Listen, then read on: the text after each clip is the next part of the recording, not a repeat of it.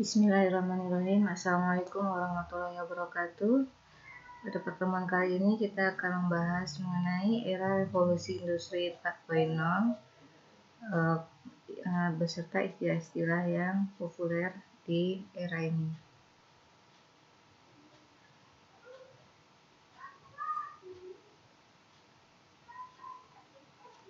Istilah revolusi industri 4.0 itu pertama kali mulai dicetuskan oleh sekelompok perwakilan ahli berbagai bidang asal Jerman pada tahun 2019 yang lalu di acara Hannover Trade Fair. Dipaparkan bahwa industri saat ini telah memasuki inovasi baru, di mana proses produksi mulai berubah pesat. Pemerintah Jerman menganggap serius gagasan ini dan tidak lama menjadikan gagasan ini sebagai sebuah gagasan resmi. Setelah resminya gagasan ini, pemerintah Jerman bahkan membentuk kelompok khusus untuk membahas mengenai penerapan industri 4.0. Pada 2015, Angela Merkel mengenalkan gagasan revolusi industri 4.0 di acara World Economic Forum. Jerman sendiri menggelintirkan modal sebesar 200 juta euro untuk menyokong akademisi, pemerintah, dan pebisnis untuk melakukan penelitian lintas akademis mengenai revolusi industri 4.0. Tidak hanya Jerman yang melakukan penelitian serius mengenai revolusi industri 4.0 ini, namun Amerika Serikat juga menggerakkan Smart Manufacturing Leadership Coalition, sebuah organisasi nirlaba yang terdiri dari produsen, pemasok, perusahaan teknologi, lembaga pemerintah, universitas, dan laboratorium yang memiliki tujuan untuk memajukan cara berpikir di balik revolusi industri 4.0. Saat ini, di mana revolusi 4.0 baru saja dimulai, lalu kita akan membahas mengenai apa sebenarnya revolusi industri 4.0 itu. Revolusi industri 4.0 menerapkan konsep otomasi yang dilakukan oleh mesin tanpa memerlukan tenaga manusia dalam pengaplikasiannya, di mana hal tersebut merupakan hal vital yang dibutuhkan oleh para pelaku industri demi efisiensi waktu, tenaga kerja, dan biaya. Penerapan revolusi industri 4.0 di pabrik-pabrik saat ini juga dikenal dengan istilah smart factory. Tidak hanya itu, saat ini pengambilan atau pertukaran data juga dapat dilakukan on time saat dibutuhkan melalui jaringan internet, sehingga proses produksi dan pembukuan yang berjalan di pabrik dapat termotorisasi oleh pihak yang berkepentingan kapan saja dan di mana saja selama terhubung dengan internet. Bila kita melihat kembali revolusi industri 3.0, di mana merupakan titik awal dari era digital revolution yang memadukan inovasi di bidang elektronik dan teknologi informasi.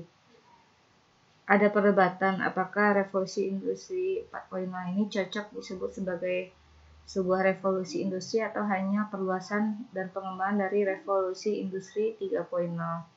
Namun nyatanya perkembangan revolusi industri 3.0 ke revolusi 4.0 sangat signifikan. Hal baru yang sebelumnya tidak pernah ada di revolusi industri 3.0 mulai ditemukan. Jadi ini perkembangannya, perbedaannya revolusi industri 1.0 itu ada mekanisasi, uap, tenaga listrik ditemukan, living room. Kemudian industri 2.0 itu produksi massal, assembly, electrical energy. Kemudian industri 3.0 mulai ada otomasi, komputer, dan elektronik. Dan yang keempat, sekarang ini industri 4.0 itu ciri khasnya cyber physical system, internet of things, network, dan lain-lainnya. Jadi apa itu revolusi industri 4.0? Revolusi 4.0 merupakan fenomena yang mengkolaborasikan teknologi cyber dan teknologi otomatisasi. Revolusi industri 4.0 dikenal juga dengan istilah cyber physical system. Konsep penerapannya berpusat pada otomatisasi. era revolusi industri 4.0 ini ada juga yang menyebut dengan era disrupsi teknologi. Seperti yang disrupsi itu sudah pernah kita bahas di pertemuan sebelumnya. Nah, industri 4.0 ini ciri-cirinya otomasi, big data, cloud computing, autonomous, internet of things, data management. Ada juga nanti rekayasa genetika, robotik, dan mesin pintar. Baik, kita bahas apa saja karakteristik revolusi industri 4.0. Yang pertama, Internet of Things. Internet of Things merupakan sistem yang menggunakan perangkat komputasi, mekanis, dan mesin digital dalam satu keterhubungan untuk menjalankan fungsinya melalui komunikasi data pada jaringan internet tanpa memerlukan interaksi antar manusia atau interaksi manusia dan komputer. Sistem Internet of Things ini mengintegrasikan 4 komponen, yaitu perangkat sensor, konektivitas, pemrosesan data, dan antarmuka pengguna. Contoh aplikasi Internet of Things di Indonesia ada Goes, itu aplikasi untuk bike sharing, kemudian Evisery, pemberi pakan ikan otomatis, Clue, itu untuk smart city, Hara untuk pangan dan pertanian, kemudian smart office yang dilengkapi dengan sensor-sensor, jika ada manusia, itu lampu di ruangan atau di tangga yang dilewati akan menyala. Jika tidak ada orang, dia akan redup sendiri dan menyesuaikan dengan cahaya. Itu dibekali dengan sensor-sensor. Baik, berikutnya yang kedua adalah big data. Penjelasan Internet of Things ini contoh-contohnya akan saya lampirkan video terpisah di Google Classroom. Kemudian yang kedua, big data. Big data adalah istilah yang menggambarkan volume besar data, baik terstruktur maupun tidak terstruktur. Namun bukan jumlah data yang penting, melainkan apa yang dilakukan organisasi terhadap data tersebut. Big data dapat dianalisis untuk pengambilan keputusan maupun strategi bisnis yang lebih baik. Analitik data besar dan komputasi awan juga akan membantu mendeteksi dini cacat dan kegagalan produksi, sehingga memungkinkan pencegahan atau peningkatan produktivitas dan kualitas suatu produk berdasarkan data yang terekam. Proses tersebut dapat memberikan wawasan yang berguna bagi manajemen pabrik. Data diproses dengan alat canggih yang mengandung analitik dan algoritma untuk menghasilkan informasi yang logik, sehingga data tersebut dapat membantu mempertimbangkan adanya masalah yang terlihat dan tidak terlihat di pabrik industri. Algoritma pembuatan informasi harus mampu mendeteksi masalah yang tidak terlihat seperti degradasi dan kehausan komponen. Untuk penelitian dan survei itu juga big data saat ini big data analitik itu sangat diperlukan. Contoh layanan big data di Indonesia antara lain adalah Sonar Platform, Backbase Platform, Warung Data, Databot, dan masih banyak lagi. Baik, yang ketiga, Artificial Intelligence atau kecerdasan buatan, yaitu sebuah teknologi komputer atau mesin yang memiliki kecerdasan layaknya manusia dan bisa diatur sesuai keinginan manusia. Bahkan dia mempunyai machine learning yang dengan data-data yang sudah dia terima secara berkesinambungan, dia dapat menganalisisnya dan meningkatkan akurasinya. Aplikasi chatbot dan pengenalan wajah, pengenalan suara merupakan salah satu contoh penerapan artificial intelligence. Di rumah tangga contoh mudahnya adalah mesin cuci matic atau automatic itu dia sudah memiliki kecerdasan buatan kapan harus membilas, kapan harus mencuci, kapan harus mengalirkan air, seberapa banyaknya air tergantung volume pakaian yang dimasukkan. Hanya dengan satu kali tekan tombol, maka mesin akan bekerja hingga selesai. Yang keempat adalah cloud computing atau komputasi awan.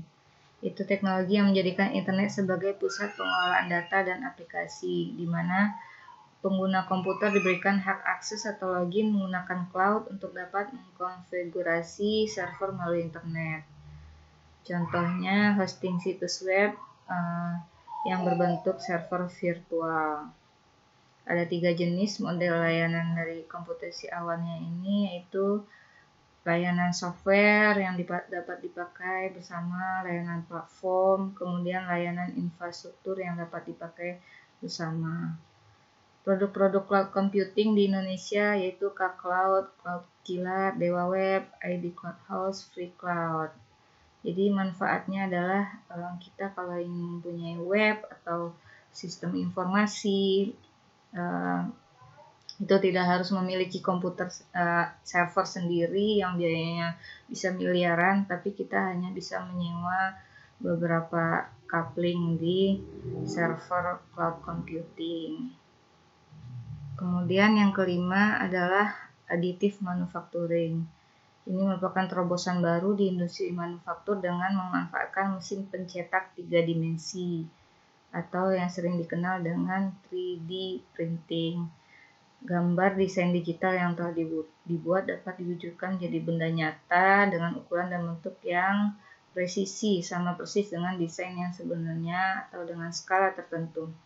Teknologi additive manufacturing ini mampu memproduksi lebih banyak desain dan memproduksi barang yang tidak bisa dibuat dengan teknologi manufaktur tradisional.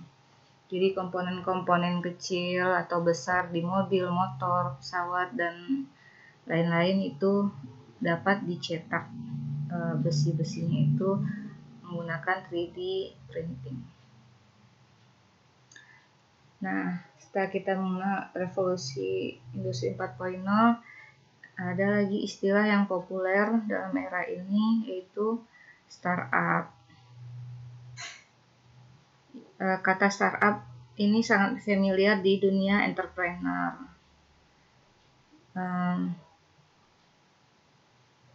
Indonesia dalam beberapa tahun belakangan ini masuk dalam euforia startup, di mana entrepreneur muda menciptakan bisnis startup yang memiliki inovasi dan kreativitas tanpa batas.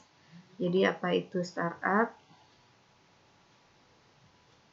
Itu sebuah perusahaan yang berjalan di bawah 5 tahun, alias perusahaan yang baru saja dirintis. Namun belakangan ini lebih diperjelas lagi definisinya, yaitu sebuah usaha yang baru berjalan dan menerapkan inovasi teknologi untuk menjalankan core bisnisnya dan memecahkan sebuah masalah di masyarakat, sehingga memiliki sifat disruptif di dalam sebuah pasar atau industri yang sudah ada, atau bahkan menciptakan sebuah industri baru. Jadi jika ada misalkan perusahaan taksi konvensional baru 3 tahun dirintis, itu tidak merupakan startup karena core bisnisnya masih konvensional. Jadi apa saja ciri-ciri perusahaan startup itu? Yang pertama adalah memiliki ide yang sangat inovatif dan disruptif, berlawanan dengan tradisional ya. Yang kedua, memiliki mobile application untuk mendukung core bisnisnya. Jadi biasanya memiliki aplikasi. Kemudian yang ketiga, sedang menjalani program-program dari investor seperti akselerator atau inkubasi. Yang keempat, memiliki growth bisnis yang sangat cepat dibanding perusahaan-perusahaan lainnya. Karena inovatif dan disruptif itu tadi. Yang kelima, masuk ulasan di media-media yang memang khusus mengulas startup. Yang keenam, masuk jangkauan radar investor. Ini perkembangan startup di Indonesia. Tahun 98 sampai 2000 muncul banyaknya perusahaan berbasis .com. Itu dulu disebut startup, tapi sekarang tidak ya, karena harus memenuhi kategori yang di atas tadi. Kemudian tahun 2009 Februari Tokopedia berdiri. Oktober 2019 muncullah Gojek. 2009 muncul Bukalapak. 2012 muncul Traveloka. 2016 itu pemerintah mendirikan gerakan 1000 startup digital. Agustus 2016 Gojek menjadi unicorn pertama di Indonesia. 2017 Tokopedia dan Traveloka menyandang gelar unicorn. April 2019 Gojek menjadi dekakorn pertama di Indonesia. Tahun 2020 Indonesia sudah memiliki lebih dari 2000 startup, 4 unicorn dan 1 dekakorn. Ini info dari glints.com.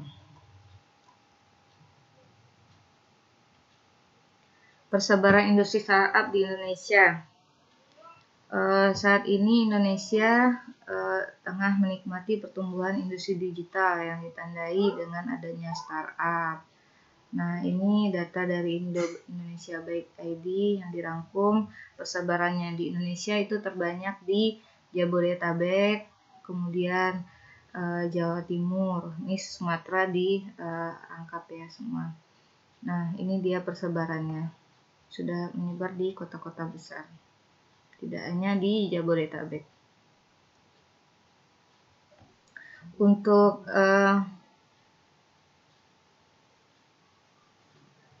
infografis pendiri startup di Indonesia itu berdasarkan latar belakang pendidikannya itu terbanyak dihasilkan oleh ITB. Itu ada di Bukalapak, Kudo, Urbanindo, Evisery, Fabelio, dan lain-lain. Kemudian dari Harvard itu ada Gojek, Nadiem Makarim ya, Modalku, Laiki, Ruang Guru. Kemudian dari Purdue itu ada 7 orang, Traveloka, Rumah, 1000, dan lain-lain. Kemudian dari Stanford 5 orang, itu ada Cermati, Traveloka, Urbanindo, dan lain-lain. Kemudian dari BINUS ada 8 orang, Kerja, Pinjam, Tokopedia, dan lain-lain. Dari UI ada 4 orang, Tiket.com, Ruang Guru, Investri, Hijab. Kemudian ini dari universitas lain.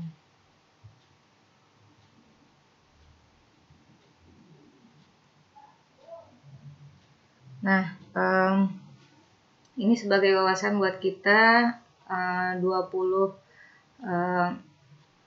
unicorn tersukses di Asia. Data tahun 2019 yang pertama adalah ByteDance. Ini pemilik TikTok.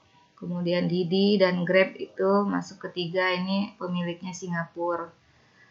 Dan Gojek itu berada di peringkat ke-7. Ini cupang, ini bukan ikan cupang ya. Ini nama unicorn. Kemudian ini Tokopedia di ranking 11.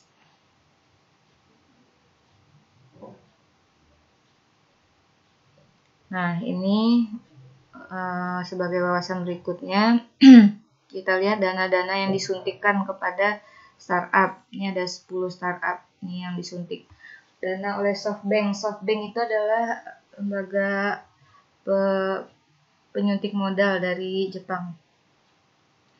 Grab itu disuntik 28 triliun, Klook 3,2 triliun, Ajay itu 29 miliar, Tokopedia 15 triliun, dan seterusnya. Jadi besar sekali ya suntikan dananya. Nah, dari tadi kita mendengar kata-kata unicorn.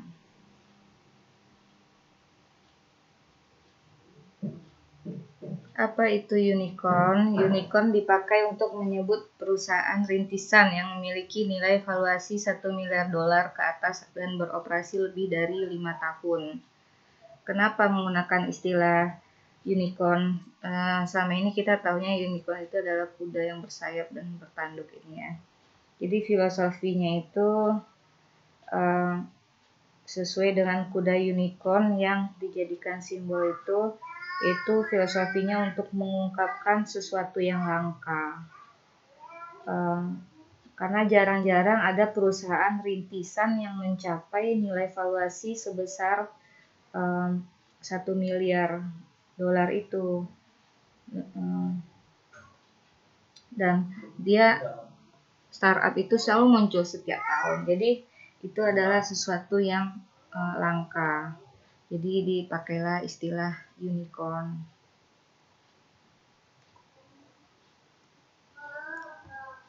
Nah, ini data dari Kominfo. Ini data tahun 2018. Segini jumlah startup di Indonesia. Nanti di slide berikutnya ada lagi data 2020. Nih, startup unicorn itu memiliki valuasi lebih dari $1 miliar atau setara dengan 14,7 triliun. Saat ini ada 231 startup unicorn di dunia dengan nilai valuasinya segini, $795 miliar.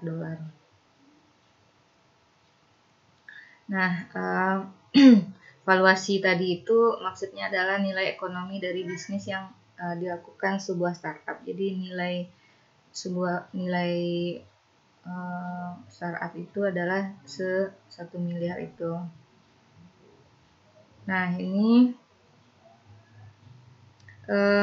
selain unicorn itu ada istilah lain, yaitu level di atas unicorn itu ada dekakorn.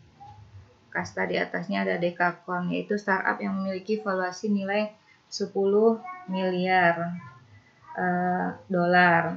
setara dengan 147 triliun.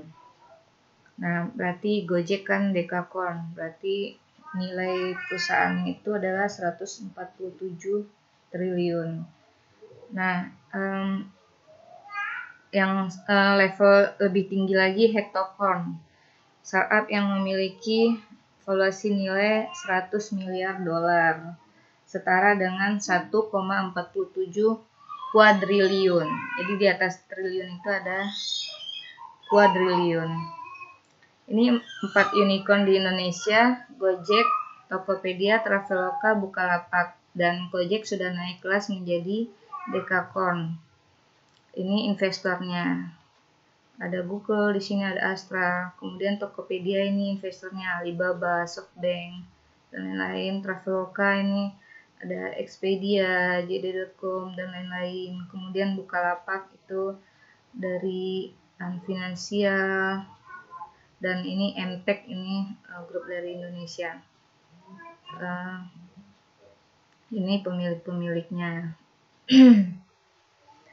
Sekarang ini dekakorn Gojek ini, dan unicornnya ada 4, yaitu Tokopedia, Traveloka, Bukalapak, dan pendatang baru OVO langsung menjadi unicorn.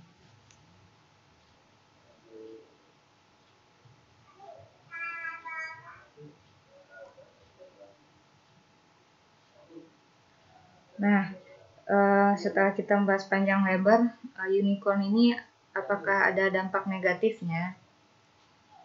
Dampak positifnya banyak sekali. Ekonomi meningkat, kehidupan menjadi lebih berkualitas, lebih dimudahkan, jadi ada tambahan pendapatan untuk negara. Nah, ini dampak negatifnya kita bahas. Dari sekian banyak dampak positifnya, ternyata ada beberapa dampak negatif. Yang pertama yaitu SDM high skill di startup di Indonesia ini masih dipenuhi dari tenaga kerja asing atau outsourcing ke negara lain.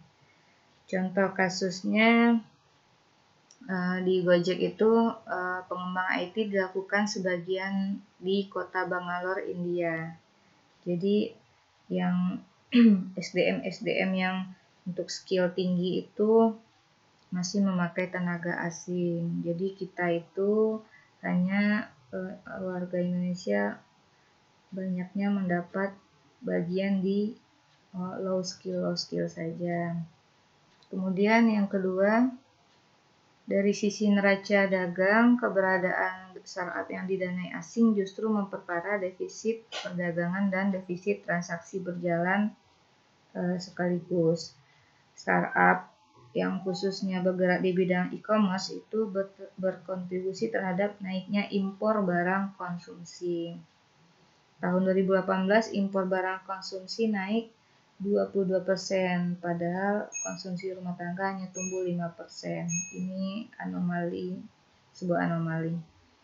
Kemudian yang ketiga adalah pemanfaatan data pribadi untuk pemasaran atau market, kemudian untuk intelligence. Jadi data kita itu sebenarnya bisa dibilang tidak aman karena bisa saja karena data itu kan berada di servernya mereka. Misalkan data kita di Gojek, di servernya Gojek. Sebenarnya mereka bebas menggunakannya walaupun ada privacy policy-nya, tapi potensi itu selalu ada. Bahkan untuk intelligence juga bisa digunakan. Kemudian yang keempat yaitu kepentingan asing. Startup di Indonesia digunakan sebagai rantai pasok produk perusahaan lain atau perusahaan asing.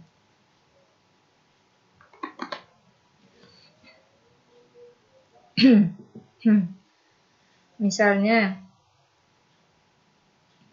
startup unicorn e-commerce itu digunakan untuk memasarkan produk Taobao, Alibaba dari Cina. Dan masih banyak lagi contoh lainnya. Kemudian yang kedua, ketergantungan konsumsi pada layanan yang disuntik oleh investor asing. Di transportasi online, kedua operator melakukan promosi dan diskon tak berkesudahan. Bahkan ada yang berani memberi 90% diskon atau cashback. Nah, jadi itu yang membuat orang ketergantungan dan menjadi lifestyle dia terhadap si startup tersebut. Dan ini pun tujuannya adalah tekniknya adalah menciptakan dinding penghalang bagi kompetitor. Jika market share sudah mereka kuasai, konsumen tidak ada pilihan kecuali memakai produk startup tadi.